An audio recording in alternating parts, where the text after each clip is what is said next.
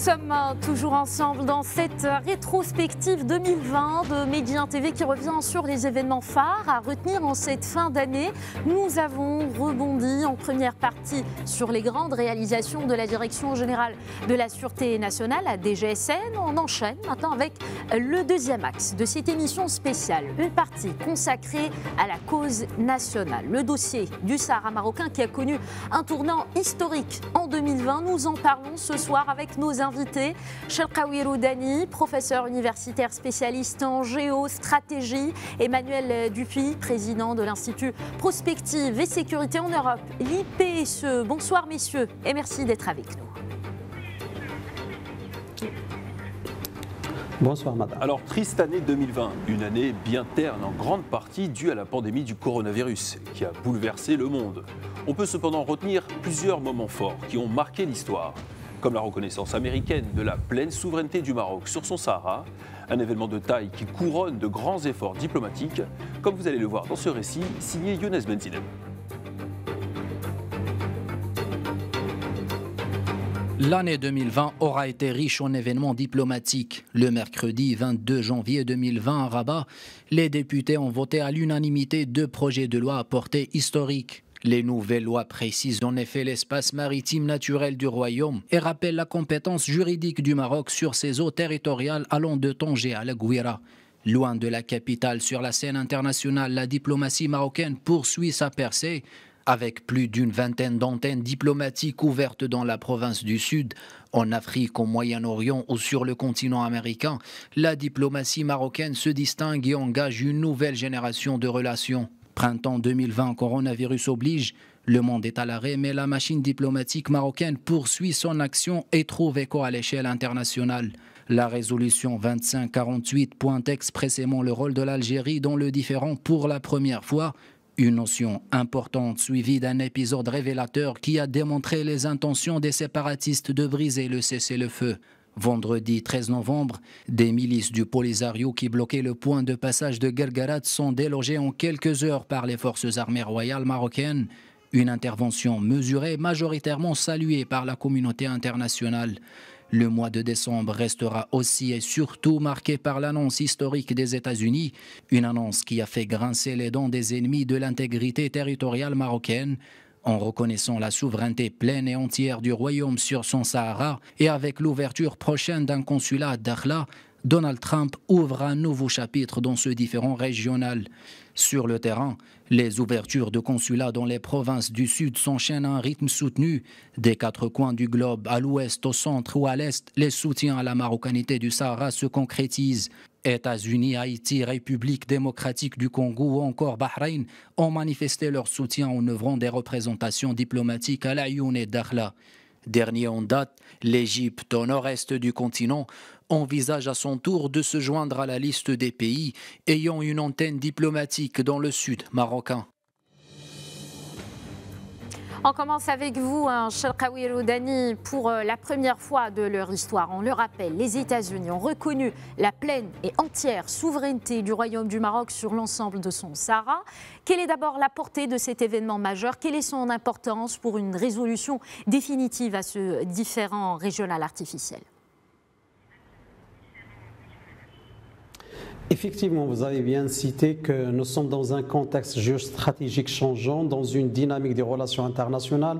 Nous sommes dans une année exceptionnelle où le monde il est en train de changer, de se bouleverser, donc surtout avec cette pandémie. Aujourd'hui, donc malgré tout ça, le Maroc il a continué son combat légitime de défendre ses intérêts stratégiques, notamment la cause du Sahara marocain. Je pense que cette reconnaissance pleine et entière des États-Unis de la marocanité du Sahara, c'est une décision qui est révolutionnaire dans les annales de la politique internationale des États-Unis d'abord. Et aussi, on parle d'un pays qui est stratégiquement parlant, un pays membre du Conseil de sécurité des Nations Unies. C'est le premier pays au sein de ce Conseil de sécurité qui reconnaît plein et entière la Marocanité du Sahara. Je pense aujourd'hui, on parle aussi d'un pays qui est maestro de la symphonie des relations internationales. On parle d'un pays qui a un leadership à l'échelle mondiale dans la politique internationale internationale. Donc c'est pourquoi que cette décision elle est inédite, c'est une décision qui va avoir beaucoup d'impact sur les facteurs et les paramètres stratégiques de la force marocaine dans ses relations internationales avec d'autres États à l'échelle internationale, avec les pays aussi membres du Conseil de sécurité des Nations Unies. Je pense aussi que cette reconnaissance pleine et entière de la Marocanité du Sahara par Washington ouvre un nouveau chapitre dans les relations entre le Maroc et Washington et aussi permettra aussi de tisser des relations plus stratégiques avec un ensemble avec une vision multisectorielle avec Washington. Donc je pense que c'est une décision inédite, une décision révolutionnaire. 2020 va rester dans les annales de la politique internationale de Washington et du Maroc parce qu'il va permettre de donner un fort élan à ce processus politique, à ce différend artificiel qui perdure il y a des lustres. Et je pense qu'aujourd'hui que les adversaires et leurs stratagèmes sont effondrés avec cette décision et que je pense qu'il y aura d'autres pays qui vont suivre le pas de Washington, notamment parce que la légalité internationale est en train de se renforcer. Elle est maintenant avec le Maroc, notamment la résolution 2548 qui a été claire et lucide. Le Sahara, il est marocain et il restera toujours marocain. Alors, Emmanuel Dupuis, cette décision historique des États-Unis qui prévoit également l'ouverture d'un consulat général à Dakhla, dont les missions seront essentiellement économiques. Ce consulat doit avoir un impact sur la population du Sahara marocain, mais aussi sur d'autres pays africains. Peut-on donc parler d'une nouvelle ère qui commence pour la région, mais aussi pour le reste de l'Afrique ? Oui, et c'est d'autant plus intéressant que parmi les consulats qui ont été ouverts, mon collègue en a mentionné évidemment un certain nombre, il y a beaucoup de pays africains, au-delà de Bahreïn, de l'Égypte qui va bientôt ouvrir, enfin qui a dit qu'il allait ouvrir prochainement un consulat, mais ce qui est important, c'est que parmi les consulats qui sont d'ores et déjà ouverts, que ce soit à Laayoune ou à Dakhla, il y a de nombreux partenaires économiques du Maroc et cela s'inscrit dans un agenda, comme vous l'avez rappelé, qui est un agenda qui peut remonter d'ailleurs à 2017 avec le retour du Maroc au sein de l'Union africaine et la demande qui avait été formulée quelques semaines après du Maroc d'intégrer la communauté économique des États d'Afrique de l'Ouest. Il est particulièrement important que parmi les consulats qui se soient ouverts, il y a un certain nombre de pays qui appartiennent à cette zone économique à laquelle le Maroc aspire auquel le Maroc aspire à rejoindre. Il y a évidemment la double dimension, la dimension de la marocanité du Sahara, et c'est important que ce soit effectivement un pays membre du Conseil de sécurité qui soit le précurseur avec cette position américaine, mais il y a aussi l'autre dimension, l'africanité du Maroc, si j'ose m'exprimer ainsi, qui va de pair avec l'intérêt économique marqué par les États-Unis qui ont décidé d'ouvrir un bureau d'intérêt économique à Dakhla, partant du principe qu'évidemment, avec les nombreuses initiatives, la dernière visite d'un certain nombre de responsables politiques américains accompagnant... On va en parler plus tard, Emmanuel Dupuis. On va en parler... Mais je termine précisément parce que la dimension de l'ouverture de ce bureau d'intérêt économique va de pair avec les 3 à 5 milliards de dollars d'investissement ou de soutien à l'investissement que les Américains veulent mettre en place, non seulement pour le développement des provinces du Sud, mais surtout en profitant des provinces du Sud pour se projeter vers l'Afrique de l'Ouest. Voilà, on l'a donc compris, c'est donc un accord historique engagé par le président américain Donald Trump qui reconnaît la marocanité pleine et entière du Sahara. David Fisher, ambassadeur des États-Unis au Maroc, a signé de sa main la véritable carte du royaume incluant ces provinces du Sud, une carte dorénavant adoptée par l'administration américaine et pour laquelle l'ambassadeur gardera un souvenir particulier. Je propose d'écouter l'ambassadeur des États-Unis au Maroc qui avait reçu Khadija Ihsan dans un entretien spécial. Je crois que le président Trump et Sa Majesté le Roi sont parvenus à un accord historique qui constitue en fait un honneur pour moi d'être en poste ici à Rabat en ce moment. Nous avons donc passé une grande semaine très active et nous nous réjouissons des jours à venir dans le prolongement de nos relations fantastiques qui remontent à 1777. Nous avons célébré beaucoup d'événements ces derniers jours et nous nous attendons à davantage dans l'avenir. L'ambassadeur a posé votre signature sur la carte officielle du royaume telle qu'adoptée par l'administration américaine et plus précisément sur cette région du Sahara. C'était vraiment un honneur. Lorsque cette carte a été esquissée au niveau de la cartographie américaine, on m'en a envoyé une copie par mail. Et dès lors que je l'ai regardé, je me suis dit, je devrais faire quelque chose avec cela. Et j'en ai discuté avec mon épouse. Nous en avons parlé avec le ministre des Affaires étrangères. Partant de là, nous en avons fait un tirage et nous l'avons présenté à Sa Majesté le Roi comme présent des États-Unis. Et c'était justement une magnifique expérience. Charkaoui Roudani, on vient de le voir, l'ambassadeur des États-Unis qui a signé de sa main la véritable carte du royaume qui inclut les provinces du Sud. Quelle est votre lecture de ce geste à forte charge symbolique ? Écoutez, c'est un geste historique, c'est un geste, l'ambassadeur des États-Unis, il représente les États-Unis d'Amérique, il représente toutes les administrations américaines antérieures et futures. Donc je parle d'un ambassadeur, je parle d'une vision américaine stratégique, je parle par exemple de tout ça rentre dans une vision globale des États-Unis pour prémunir la région et la sous-région d'un conflit qui perdure, comme je viens de vous dire, et perdure depuis très longtemps. Donc je pense que cette signature va rester gravée comme la signature des pères fondateurs de cette monarchie marocaine ont signé l'indépendance des États-Unis en 1777. Je pense que cette signature-là va rester dans les annales de la politique marocaine, dans la conscience de la population marocaine, que je pense vont rester vraiment très reconnaissants vis-à-vis de ce geste inoubliable, ce geste historique, ce geste qui a entré ce processus politique dans un autre environnement, dans une autre façon de voir les choses, parce que, comme l'a été bien dit dans le décret présidentiel de l'administration du président américain Donald Trump, un étalage dans un espace géopolitique en mouvement, c'est une option irréaliste et réalisable. C'est la même phraséologie qui a été dictée, qui a été actée par l'ancien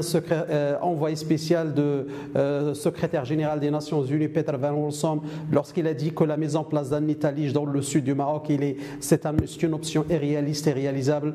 Je pense que ce geste-là aussi montre quelque chose qui est très important.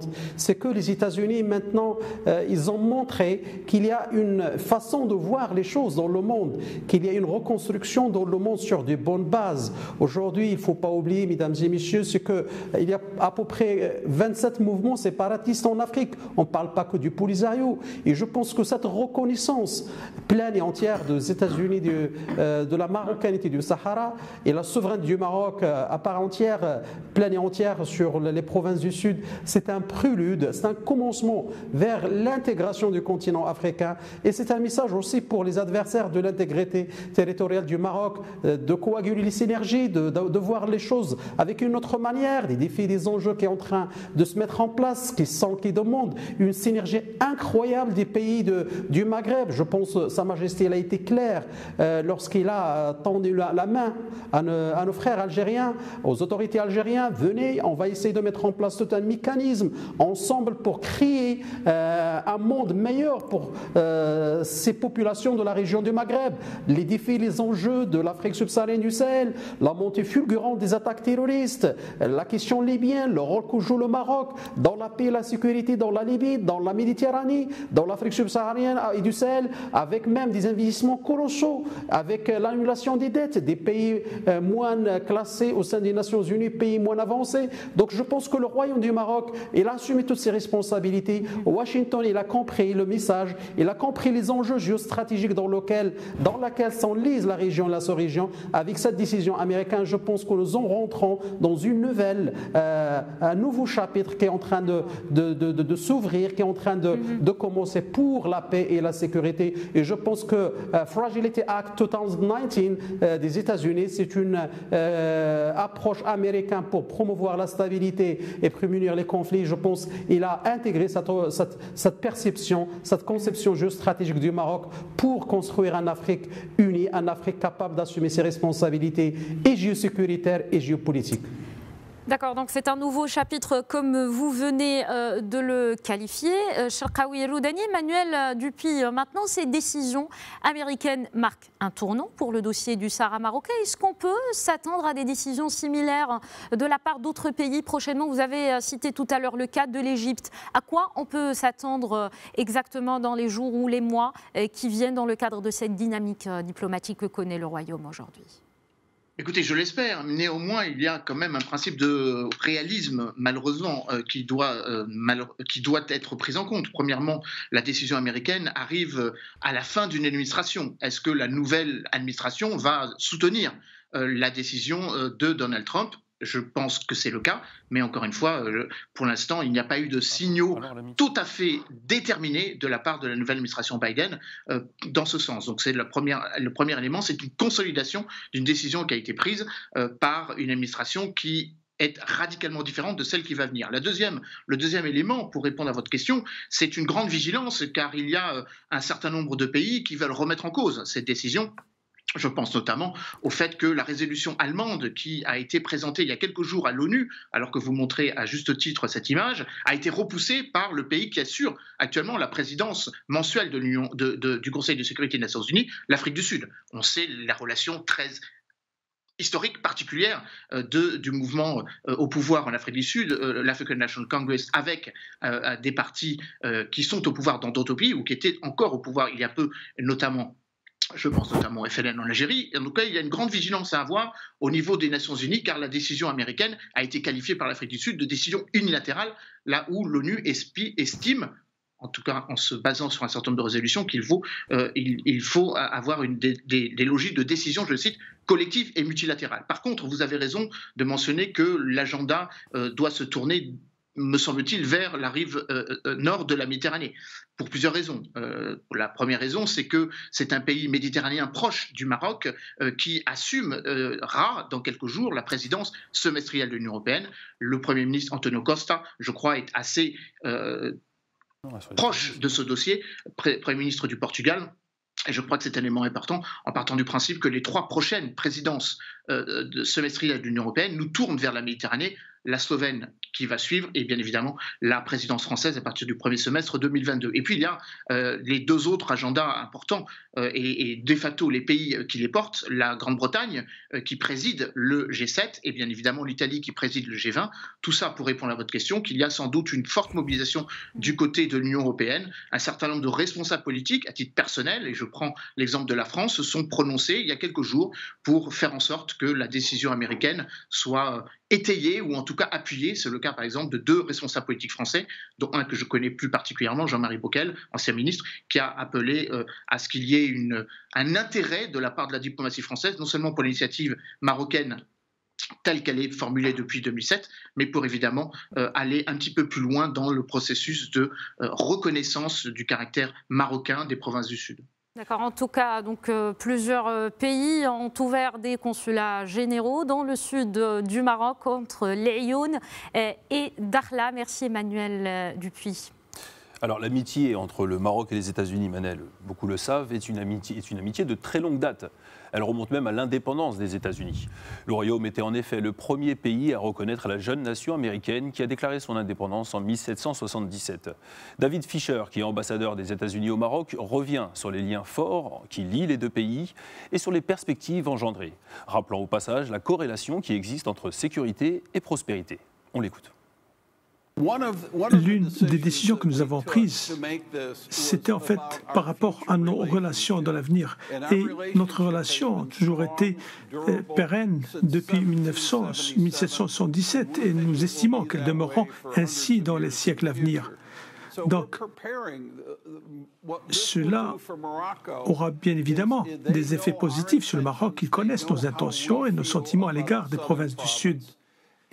D'ailleurs, nous estimons que qui dit pays sûr dit pays prospère. Par conséquent, nous y voyons plus de prospérité, des opportunités d'emploi, de l'industrie dans ces régions. Notre choix a porté sur Dakhla, vu qu'il y aura là-bas un port, des opportunités industrielles, de l'emploi. En fait, c'est une bonne ville où il fait bon de vivre. Donc, un développement économique dans les provinces du Sud augurera un développement social. Et il y aura donc des écoles, de l'emploi et un mode de vie paisible. Cherkaoui Roudani, l'amitié entre le Maroc et les États-Unis ne date pas d'hier. Les relations ont toujours été cordiales et marquées par une collaboration sur plusieurs niveaux, notamment sur le niveau sécuritaire. Est-ce que cette reconnaissance des États-Unis de la souveraineté marocaine sur son Sahara va booster davantage cette coopération, à votre avis ? Ben écoutez, je pense qu'il y a tout un package, une vision globale entre Washington et Rabat dans ces relations bilatérales qui deviennent de plus en plus puissantes et stratégiques. Je pense aujourd'hui, par exemple, si on voit donc d'une manière un petit peu les officiels qui ont visité le Royaume du Maroc depuis très longtemps, et aussi la nature des relations au niveau sécuritaire. Je pense que le Maroc est un pays pivot dans la lutte contre le terrorisme à l'échelle internationale, notamment dans l'espace euro-méditerranéen, dans l'espace sahélo-saharien. Donc le Maroc, c'est un pays qui joue un acteur très très important qui a joué et qui est en train de jouer un rôle pour la stabilité et la sécurité dans la région et la sous-région. Donc je pense qu'aujourd'hui, nous sommes dans une configuration, dans un monde qui est en évolution. Donc comme l'a dit bien monsieur l'ambassadeur Fischer, la condition sine qua non de la prospérité, c'est la sécurité. Je pense aujourd'hui que le Royaume du Maroc, en mettant en place toute une stratégie globale pour mettre en place donc toute une évolution qui continue dans l'espace et dans le temps pour sécuriser donc la région et la sous-région, notamment avec ses relations bilatérales et ses relations multilatérales avec l'Union africaine, avec les pays africains, notamment les pays de l'Afrique subsaharienne du Sahel, notamment avec les pays de la CEDEAO. Je pense aujourd'hui l'investissement marocain dans les pays de la CEDEAO, c'est une sorte de promotion de la sécurité, parce que le Maroc, c'est le premier pays investisseur dans l'Afrique de l'Ouest, c'est le deuxième investisseur à l'échelle du continent africain. N'oublions pas aussi que le Maroc, il joue un rôle très important dans la promotion d'un islam éclairé, donc sous la conduite éclairée de Sa Majesté le roi Mohamed VI. Le Maroc s'est repositionné en tant que pays stratégique dans la stabilité et la sécurité. Nous n'oublions pas que plusieurs imams des pays du continent africain, des pays à l'échelle internationale, sont formés chaque année dans l'Institut Mohamed VI pour un islam modéré. Donc je pense qu'il y a aussi donc des relations puissantes avec plus. Voilà, donc je pense que tout ça, il y a une vision globale. Donc je pense que le Maroc devient maintenant un acteur. C'est le pont entre Washington et le nouveau Moyen-Orient, et aussi un pont entre Washington et l'Afrique. N'oublions pas qu'il y a à peu près 700 millions de personnes dans l'Afrique de l'Ouest, un marché énorme. L'Afrique, je pense, a à peu près plus qu'1 milliard de personnes, donc c'est un marché potentiel pour les États-Unis. Donc je pense que tout ça rentre dans une vision globale pour donner un fort élan à la vision de Sa Majesté, parce que n'oublions pas aussi, en 2016, le retour institutionnel du Maroc à l'Union africaine et le discours historique de Sa Majesté. L'Afrique doit assumer toutes ses responsabilités. Le Maroc, il a mis tous les mécanismes d'un partenariat solide, d'un partenariat extraordinaire, exceptionnel, avec plusieurs pays africains qui pourraient jouer aussi à leur tour un rôle évolutif dans la mise en place d'un continent bien intégré. Je pense que le Maroc, il a assumé ses responsabilités, et c'est pourquoi aujourd'hui on voit qu'il y a plusieurs États qui sont en train d'ouvrir des consulats généraux. Ce n'est pas pour les beaux yeux du Maroc, il faut le dire aussi, c'est parce qu'aujourd'hui les provinces du Sud deviendront une plateforme incontournable dans des équations géoéconomiques, géostratégiques et géopolitiques aussi, parce qu'on va voir une ceinture stratégique qui va avancer dans l'espace et dans le temps vers l'Afrique de l'Ouest et après vers le continent africain. Je pense que Washington va passer à l'Afrique par le biais de Rabat et les provinces du Sud. Et donc c'est pourquoi je vous ai dit tout à l'heure, nous sommes dans un contexte géostratégique changeant. Le Maroc, avec ce franc succès donc de la reconnaissance américaine de la Marocanité du Sahara, nous sommes en train de mettre en place les vrais jalons d'une Afrique capable vraiment d'assumer toutes ses responsabilités, que ce soit à l'échelle vis-à-vis de cette population, vis-à-vis aussi des changements climatiques. N'oublions pas aussi que le développement de ce qu'on appelle aujourd'hui, qui a été annoncé par Sa Majesté l'économie maritime, c'est dans le sens de mettre en place toute une stratégie globale, de donner un fort élan à l'économie maritime à l'échelle du continent africain. Nous sommes dans une perspective d'évolution d'un continent, d'une économie des provinces du Sud qui deviendra une économie qui va avancer vers le continent africain. Merci, on l'a compris. Alors, de nombreuses perspectives en devenir dans cette coopération. Emmanuel Dupuy, je me tourne vers vous. Est-ce que l'amitié maroco-américaine, qui est fondée sur des liens solides, on vient de le rappeler, alors quelles sont les perspectives de développement de cette relation entre une puissance mondiale et un pays leader sur le continent africain dans plusieurs domaines ?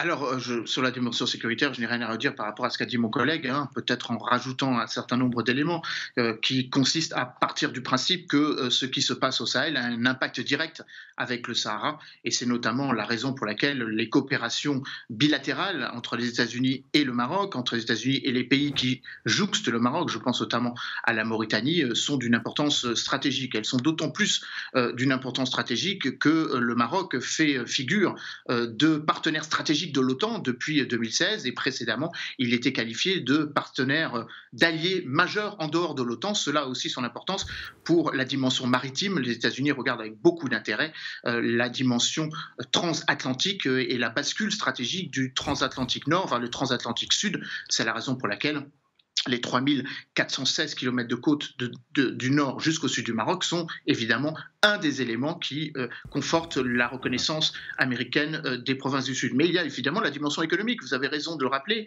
La nouvelle administration qui va se mettre en place ressemble comme deux gouttes d'eau, si j'ose dire, à celle de Bill Clinton qui avait traduit l'intérêt des États-Unis pour le continent africain à une formule « trade but not aid », favoriser les investissements dans un certain nombre de pays pivots pour permettre le développement par capillarité, si j'ose dire, sur d'autres marchés. C'est la raison pour laquelle l'initiative Prosper Africa ou Power Africa, qui avait été mise en place par Barack Obama, avait besoin d'une matrice, avait besoin, si j'ose dire, d'un berceau. Il se trouve que c'est le Maroc, et je crois que c'est ça qui est important. C'est non seulement les investissements que les États-Unis entendent mettre en place dans un certain nombre de domaines, on les connaît, la santé, l'éducation, l'énergie, les énergies renouvelables, il y en a d'ailleurs 6, l'agriculture, l'accès au financement, le tourisme, l'infrastructure, je l'ai mentionné, le soutien aux petites et aux moyennes entreprises, ça c'est un élément important. Et puis le deuxième élément important, et je permets d'y insister, c'est la manière dont les États-Unis vont pouvoir s'appuyer sur les provinces du Sud marocains pour développer leurs initiatives et ce qu'ils entendent mettre en place dans de nouveaux partenariats. Partenariat sécuritaire, vous l'avez mentionné, le G5 concerne 5 pays du Sahel, mais par capillarité concerne aussi bien le Sénégal et je crois le Maroc, parce que un des chefs, notamment celui qui dirige l'État islamique dans le Grand Sahara est d'origine sahraoui, et puis bien évidemment le fait qu'on ne peut pas penser la sécurité que de manière nationale ou même bilatérale, et c'est l'élargissement de la zone stratégique dont nous parlons. La CEDEAO aura vocation, je crois, à intégrer le Maroc, je crois à ramener la Mauritanie en son berceau, et je crois aussi à faire en sorte que la Tunisie soit membre observateur. Elle en a formulé la demande. Mais je crois aussi que l'initiative qui a été prise par les États-Unis s'inscrive dans le long terme. C'est la raison pour laquelle il faut avoir à l'esprit que la prochaine administration n'a aucun intérêt à revenir sur la décision, certes tardive, de l'administration Trump, parce que les investissements dont nous parlons, entre 3 et 5 milliards de dollars, 4 projets qui ont été mis en avant, évidemment, engagent sur le très long terme les relations entre les deux pays. Cette année 2020 a également été marquée par l'opération menée au passage de Guelgueret par les forces armées royales le 13 novembre dernier. Ceci pour restaurer la libre circulation des biens et des personnes entre le Maroc et la Mauritanie. Une opération lancée sur haute instruction royale du roi Mohammed VI, chef suprême et chef d'état-major général des phares. Une intervention mesurée qui s'est déroulée de manière pacifique, sans accrochage ni menace pour la sécurité des civils et qui a été saluée à l'international par plusieurs pays. Emmanuel Dupuy, je me tourne vers vous. Comment peut-on qualifier cette intervention des forces armées royales? Quelle a été votre réaction? Écoutez, moi, je crois qu'elle a été mesurée et je ne fais que paraphraser la cinquantaine de pays qui l'ont perçue comme telle et qui l'ont exprimée à l'occasion d'une discussion aux Nations Unies. Je crois d'ailleurs qu'Antonio Guterres, le secrétaire général, a été assez clair de ce point de vue. Je crois que ce qui s'est passé à Guerguerat montre à quel point l'anachronisme de la situation dans laquelle se trouve le non-règlement de la situation juridique, politique et juridique du Sahara, évidemment, est un frein au développement plein et entier du continent africain.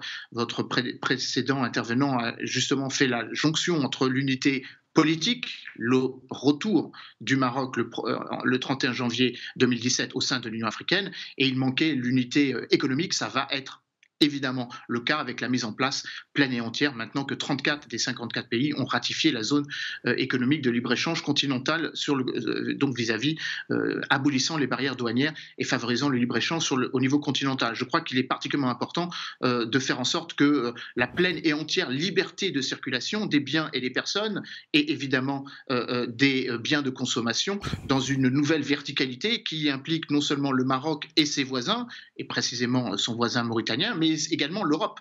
La verticale Europe-Afrique-Méditerranée est aussi un élément du futur stratégique des prochaines années, et on l'a bien vu avec la mise en place de la notion de la relocalisation de nos entreprises stratégiques dans la période de pandémie que nous vivons, et la moindre dépendance et la nécessité de construire des indépendances ou des interdépendances par la proximité, que ce soit entre les deux continents européens et africains, et bien évidemment entre les pays africains et entre les pays européens singulièrement, cela va sans dire. Je crois qu'il est aussi important de rappeler que les événements de Guerguerat posent aussi la question de la stabilité du voisin. Et la période durant laquelle se sont déroulés ces événements, alors que la résolution 2548 précisait justement le rôle positif que devait jouer l'Algérie dans la recherche d'une solution politique, montre à quel point la position un peu erratique des autorités algériennes, sans doute perturbée par l'état de santé du président Tebboune, qui est revenu à Alger qu'il y a quelques heures, alors même qu'il a été alité dans un hôpital à Cologne pendant de longs mois, laisse planer évidemment le doute sur la stabilité régionale pleine et entière, dont pourtant l'unité du Maghreb devrait bénéficier. C'est la raison pour laquelle il n'est pas illusoire et il n'est pas illogique que le Maroc se tourne vers son sud, alors même que l'unité maghrébine est perturbée et n'a pas pu voir le jour, malgré le fait que nous ayons fêté en février 2019 30 ans de cette création ô combien attendue, mais néanmoins pour l'instant irréalisée. Alors on fait tout de suite un focus sur un résistant qui s'était soulevé durant l'occupation espagnole du Sahara, Mohamed Basseri, un personnage dont la mémoire a été usurpée par le Polisario qui a tenté sans la moindre preuve de le faire passer pour un séparatiste. Or, eh bien, tout prouve pourtant le contraire. Mohamed Basseri n'a jamais fait partie du Polisario. C'était un résistant voué à la cause nationale et à l'intégrité territoriale de son pays. Son parcours, comme sa famille et son entourage en témoignent, justement, qui compte de prouver le contraire. Il s'agit donc de rétablir la mémoire d'un homme qui s'est battu pour sa terre. Média TV lui a consacré un documentaire intitulé Mohamed Basseri, la vraie histoire. Voici un extrait.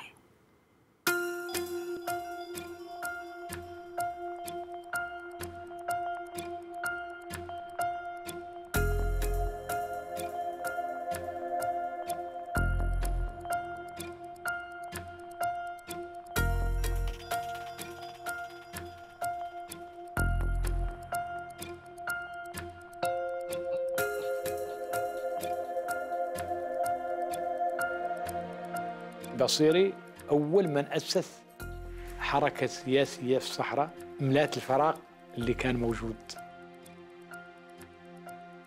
حركة محمد بصير تعتبر أول حزب وطني أصيل في الصحراء المغربية. هذا الرجل ما كان عادي، لم يكن عاديا أبدا. اسبانيا ذيك الساعة دولة فاشية كما فرانكو، البصيري هو رأس الحرب بالنسبة لهم. بغاو النقص يقطعوه. غدا إن شاء الله ستطؤون أرضا من أراضيكم. كيف لهم أن يدعوا في تاريخهم الباطل على أنه هو الزعيم الروحي للبوليزاريو. عندما تقول لهم ما دليلكم ليس لهم أي دليل، ونتحداهم اليوم نحن كعائلة البصير أن يدلوا ولو بدليل واحد.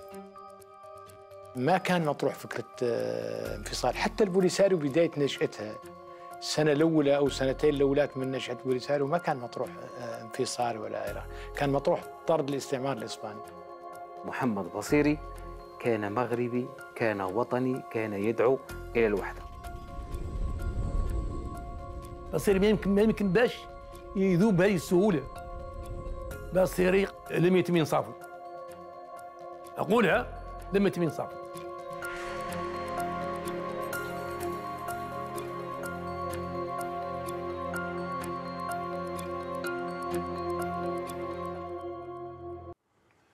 Voilà, c'était un extrait du documentaire signé Médien TV qui a été suivi d'une émission spéciale sur le nationaliste et militant politique marocain Mohamed Bassiri, qui luttait contre l'occupation espagnole dans le sud du Maroc.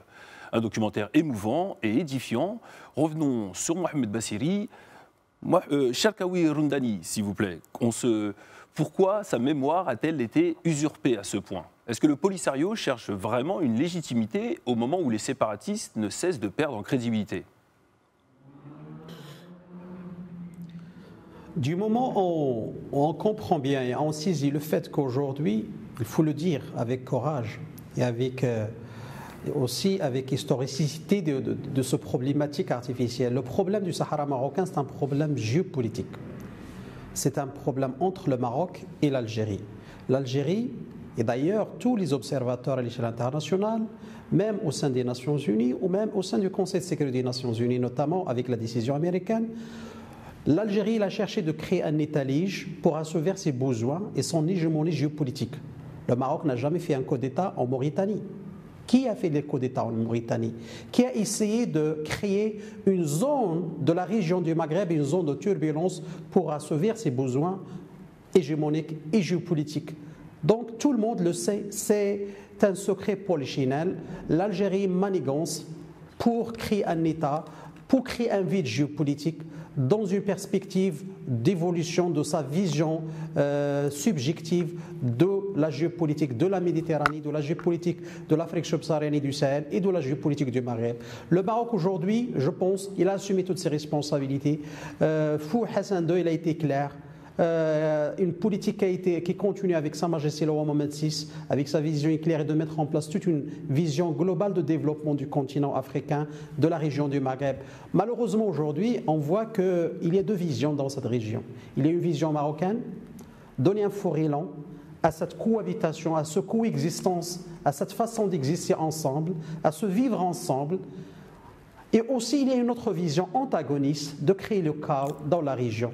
D'ailleurs, le Maroc, il a assumé ses responsabilités en mettant en place toutes les conditions favorables pour créer et pour donner aux Libyens l'occasion de créer un État libyen responsable. C'est pourquoi le Maroc il a abrité les accords de Skhirat, il a abrité les accords pour parler de Bouznika, et aussi la récente et la première dans les annales de la politique libyenne, la rencontre des deux corps du Parlement libyen de Tobruk et de Tripoli.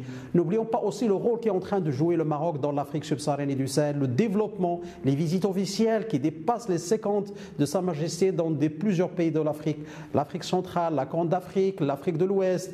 Et aussi, n'oublions pas qu'à peu près 85% des pays ne reconnaissent plus la pseudo-race. Tout le monde le sait. Aujourd'hui, il y a deux visions. La vision qui était la vision de la conférence de Casablanca, avec la dislocation et la déliquescence avec la vision de Monrovia, qui s'est matérialisée malheureusement dans le déchirement du continent africain. Et on voit maintenant combien de mouvements séparatistes existent. Le droit international, il faut le dire, abolit l'héréditisme, il abolit le séparatisme. Donc c'est pourquoi je pense aujourd'hui nous sommes dans une situation de voir d'une manière stratégique et géostratégique cette décision américaine qui a reconnu pleine et entière la souveraineté du Maroc sur les provinces du Sud.